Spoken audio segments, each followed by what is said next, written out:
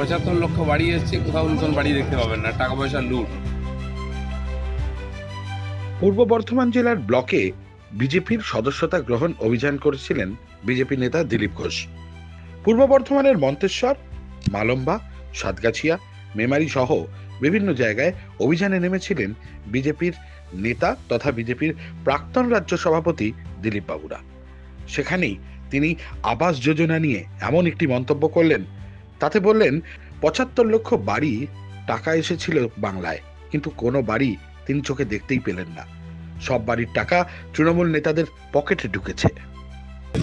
৭৫ লক্ষ বাড়ি এসছে, কোথাও নতুন বাড়ি দেখতে পাবেন না, টাকা পয়সা লুট। যেই সার্ভে হচ্ছে, রিভিউ হচ্ছে, তখন মারামারি ঝগড়া হচ্ছে। তো আজকে এমন টাকা লুটপাট হয়েছে, টিএমসির লোকেরা খেয়ে এখন নিজেরা মারামারি করছে, কোনো খুনি হচ্ছে। সমাজে একটা অব্যবস্থা, আর লোকে ভয়ের মধ্যে আছে। এই মন্তব্যের পাল্টা এবার তৃণমূল কংগ্রেসের তরফ থেকে। তৃণমূলের পক্ষ থেকে জানানো হলো, 2024-এ বর্ধমান দুর্গাপুর লোকসভা কেন্দ্রের প্রার্থী ছিলেন দিলীপবাবু নিজেই।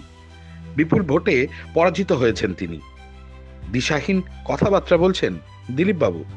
আরো বললেন যে ঠিক করে তিনি গ্রামে গ্রামে যাননি, যদি যেতেন তবে অনেক কিছু দেখতে পেতেন।